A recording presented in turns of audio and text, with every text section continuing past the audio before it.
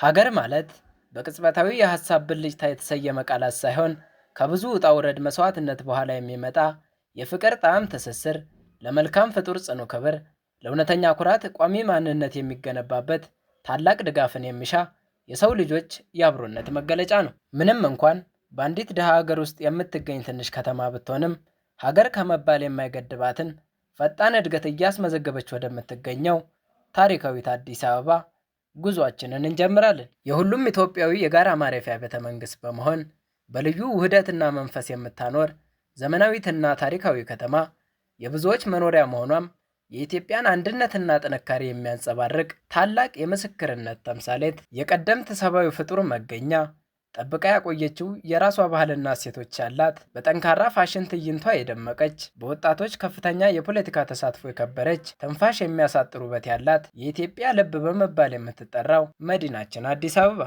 የታላቁ መርካቶ፣ የመገናኛና ሜክሲኮ ትርምሶች ደማቅ ነጸብራቅ መሆኗ ከተማዋ በቋሚነት ስትተነፍስና ስትንቀሳቀስ ሕያው ፍጡር ትመስላለች። የከተማዋን አቀማመጥ ስንመለከት በ2500 ሜትር ከፍታ ላይ የምትገኝና መካከለኛ የአየር ንብረት ያላት እጹብ ድንቅ ከተማ ናት። የአዲስ አበባ መሰረት የተጣለው በ19ኛው ክፍለ ዘመን መገባደጃ ላይ በዳግማዊ ምኒልክና በባለቤታቸው እቴጌ ጣይቱ እንደሆነ ይታወቃል። የኢትዮጵያ መዲናና የአፍሪካ ዲፕሎማሲያዊ ማዕከል የሆነችው አዲስ አበባ ታሪክን፣ ባህልንና ፈጣን ዘመናዊ እድገትን በአንድነት ያጣመረች የአፍሪካ ነፍስ ተብላ ትገለጻለች። አዲስ አበባ የኢትዮጵያ ዘውድ ብቻ ሳትሆን ለአፍሪካ ነጻነትና የትብብር ተምሳሌት ሆና የቆመች ከተማ ናት። የጥንቱን ታሪክ የዘመናዊነት ጥማትና የብዝሃነት ውህደትን ይዛ ወደፊት ለመራመድ በፍጥነት እየተጋች ያለች ተስፈኛዋ ከተማ በውስጧም ግዙፍ የንግድ ማዕከልና ታላቅ የገበያ ቦታ፣ የበርካታ ሰዎች ዕጣ ፋንታና የዕለት ተዕለት ውጣ ውረድ የሚንጸባረቅበት፣ የህይወት ሙዚየም የሚሰኘው የማይጠገብ የሰዎች ትርምስ የሚታይበት፣ ጎዳናዎቹን በማያቋርጥ የሰው ኃይልና የሥራ ጉልበት ፍሰት የሞላበት፣ ትራንስፖርት ሰጪዎችና ተጠቃሚዎች የሚርመሰመሱበት፣ የትራፊክና የሰው እንቅስቃሴው እርስ በርስ የተጠላለፈበት፣ ገዥና ሻጭ በድምፅና በምልክት የሚገናኙበት፣ ስለ ዋጋ የሚታገሉበትና ልዩ የንግድ ትርኢት ማሳያ፣ የሸቀጦች ብዛትና ስብጥር ከመጋዘን ውስጥ ከሚገኙ ግዙፍ ዕቃዎች እስከ ጥቃቅን የጎዳና ላይ ሽያጮች የፈለጉትን የማያጡበት ስፍራ፣ የመርካቶ ገበያ የከተማዋን የኢኮኖሚ ጥንካሬ በግልጽ የሚያሳይ የሰው ልጆች ትጋት፣ የንግድ ጥበብና የማይጠፋ የህይወት ጉልበት መገኛ ነው። በአዲስ አበባ ከሚገኙ ጥንታዊና ትልልቅ መስጂዶች አንዱ የሆነው መቀመጫውን በመርካቶ ያደረገ የመንፈሳዊ ረፍትና የሶላት ጊዜን የሚያስገኝ በእስልምና ውስጥ ትልቅ ቦታ የሚሰጠው የጀነትና የህይወት ምልክት የሆነው አላሁ አክበር አላሁ አክበር የጥበብና የጥንታዊ ህንፃዎች ውበት የሚፈልቅባት አራዳ ክፍለ ከተማ ውስጥ የምትገኝ የከተማዋን ጥንታዊ መንፈስና የጣሊያንን የበታችነት ዘመን አሻራ ያነገሰች የመጀመሪያው ጣይቱ ሆቴልና የኢትዮጵያን ጥበብ ከጥንት ጀምሮ ሲያስተናግድ የኖረው ሀገር ፍቅር ቲያትር በዚሁ አካባቢ ይገኛሉ። ፒያሳ የአዲስ አበባ የባህልና የታሪክ መሰረት በመሆን የኪነ ጥበብ ሰዎች መገናኛ የነበረች ሲሆን የከተማዋም ቀደምት የንግድ ማዕከል የነበረች ታሪካዊ ስፍራ ናት። ስለ ፒያሳ ሲነሳ የታሪክ መዛግብት የከተቡትን የአድዋን እውነት ማስታወስ የሁሉም ሰው ግዴታ ነው። ያ ሲሆን የታላቁ አድዋ ሙዚየም በክብር መቆም ለሁሉም ሰው በግልጽ ይታያል። የኢትዮጵያ ቅርጫነት የመከነበት፣ የነጮች ጥቁርን የመቀራመጥ ጥማት ህልም የሆነበት፣ የጣሊያን ወታደሮች አንገታቸውን የደፉበትና የጥቁር ህዝቦች ነጻነት ማሳያ የሆነው አድዋ ሙዚየም አሁንም የሚገኘው በዚቹ ታሪካዊት ፒያሳ ነው። በተለያዩ የኢትዮጵያ ዘመናት ለከፍተኛ ወታደራዊ መኮንኖች መሰብሰቢያ፣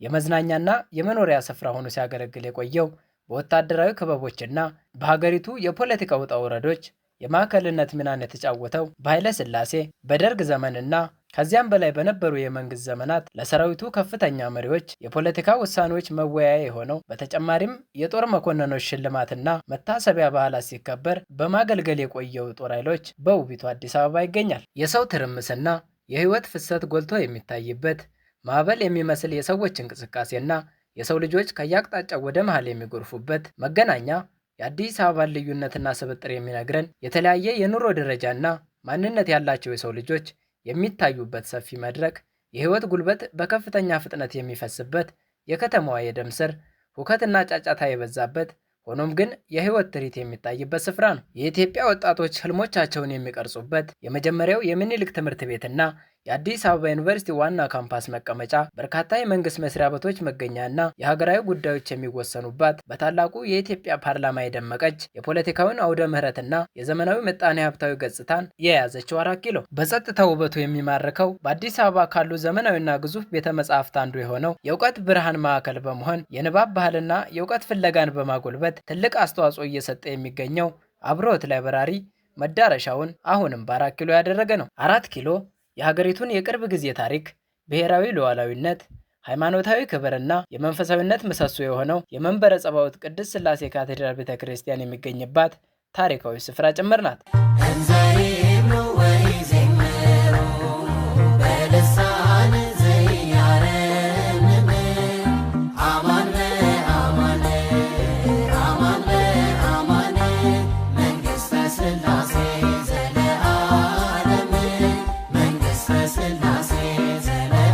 ሥላሴ ካቴድራል የኢትዮጵያ ብሔራዊ ትንሣኤ ምስክር፣ በዘመናዊነትና በቅርስ መካከል የቆመ የኢትዮጵያ ኦርቶዶክስ ተዋሕዶ ሃይማኖትን የክብርና የመንፈሳዊ ልዕልናን የሚያሳይ ጥልቅ መንፈሳዊ መልእክት ያለው፣ መንፈስን የሚያድስና የሀገርን የቆየ ማንነት የሚያስተምር የመታሰቢያ ሐውልቶችና መቃብሮችን ያካተተ ሃይማኖታዊ ስፍራ ነው። ከተማዋን የሚሸፍነው የጭጋግ መጋረጃ በግልጽ የሚታይበት፣ ከከተማዋ ጫጫታ ርቆ የሰላም ስሜት ፈጣሪ የአዲስ አበባን ሁለት ገጽታ ለያይቶ የያዘው የእንጦጦ ተራራ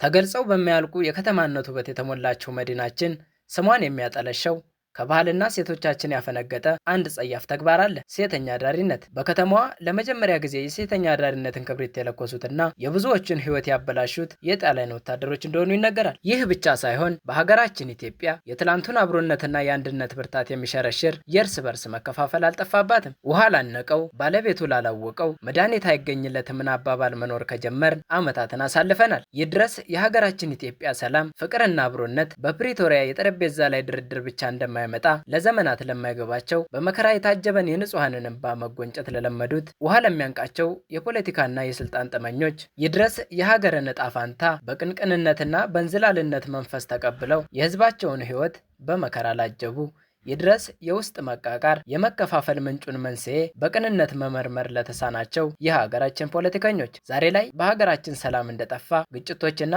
የእርስ በርስ ጦርነቶች እንደተዛመቱ ማንም የማያውቀው ሚስጥር አይደለም። የኢትዮጵያ ሕዝብ ለብዙ ዓመታት በጦርነትና በፖለቲካዊ አለመግባባት ሲሰቃይ መቆየቱ አይዘነጋም። በመሆኑም የራስን ችግሮች ለመፍታት የሌሎችን አማላጅነት መሻት፣ የሀገራትን እርዳታ መጉረፍ መጠበቅ እስካላቆማችሁ ድረስ ውጫዊ መድኃኒት ሁሉ እንደ ውሃ ሲታጣ ይቀራል። በመጨረሻም አንድ ነገር ብዬ ሰናበት። ልክ እንደ አባቶችህ ስራ ታሪክ ገድል በተስፋ እያዋዛህ ህዝብህን አትበድል። የውስጥህን እውነት ኑረው በገሃዱ ትላንት ከፍ ያረጉህ ዛሬ ታች ሊያወርዱህ እንዳይገደዱ።